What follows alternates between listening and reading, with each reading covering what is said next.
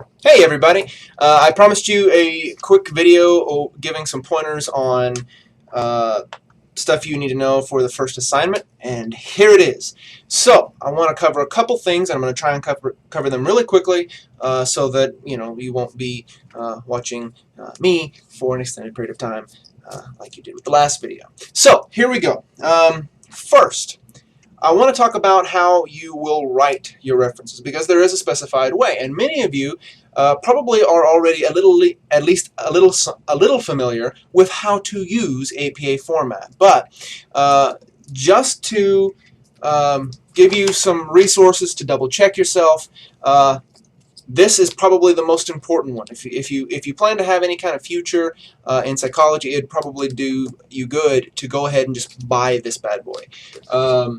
They republish a new one with updates every couple of years. Let's see, I've had this one since I think my second or third to last year in grad school, which was 5 or 6 years ago now. So it's been around for a little bit, and it'll probably be around for a few years more yet.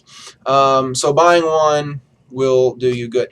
Another source that you can use is the OWL Purdue APA formatting website. Just do a Google search for OWL Purdue APA, and it'll most likely be the first link to pop up in your search list. I do want to caution you against certain citing or citation services that, like, for example, Google Scholar provides. If you click a cite button, it'll give you the citation for that journal in multiple formats. However, oftentimes there are errors.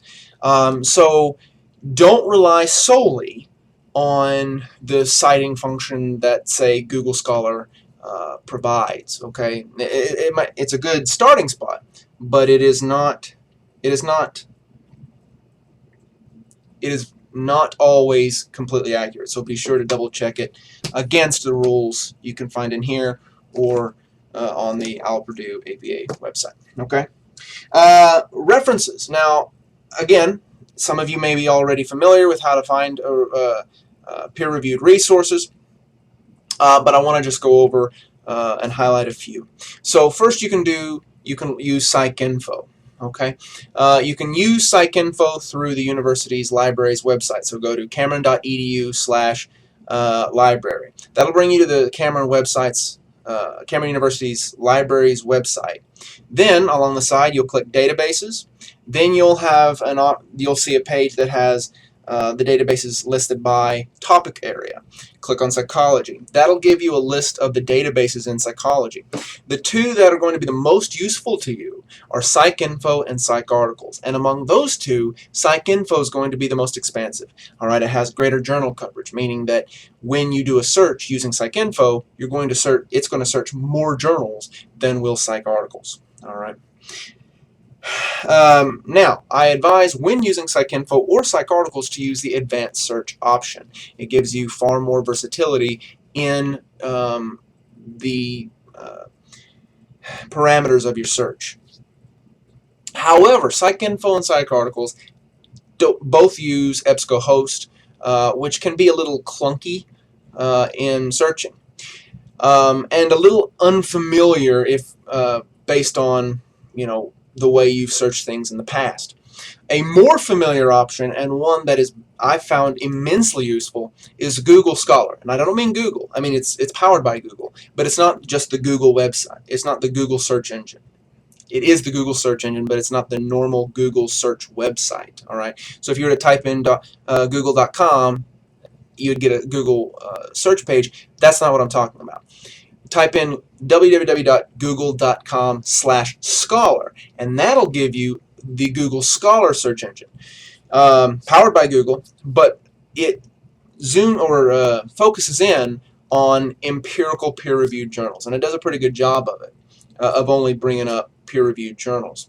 Now, one of the benefits of Google Scholar is that if there is a link to a full text version of the article you're looking for, it'll give you a link to it. Okay.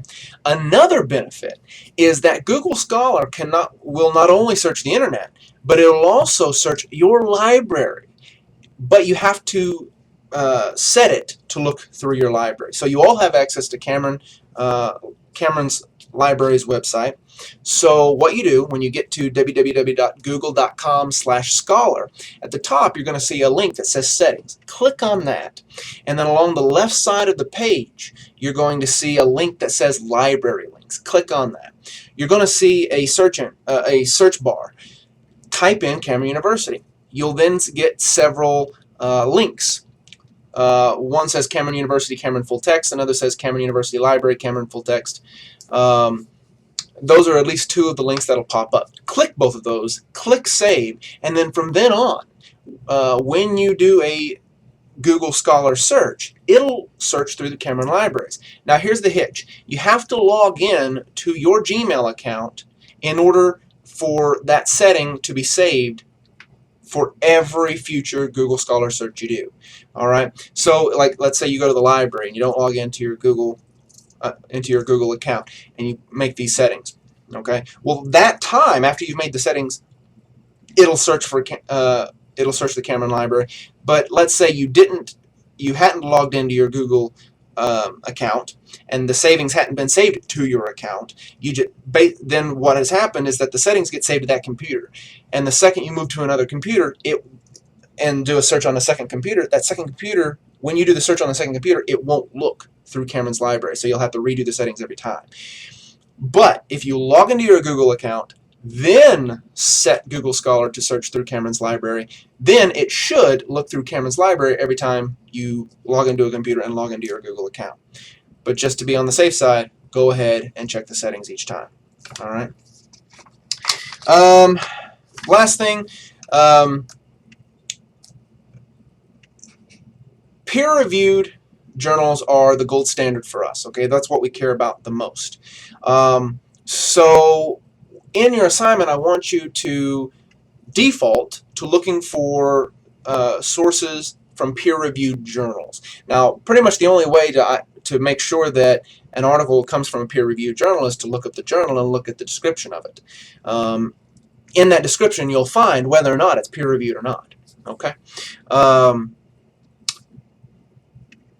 Yeah. Okay. So a little over 7 minutes. It'll probably be 8 by the time I'm done. That's all I wanted to talk about today. If you have any questions about anything that I've mentioned, do not hesitate to send me an email. And yeah. All right, guys. That's all I have. Take it easy.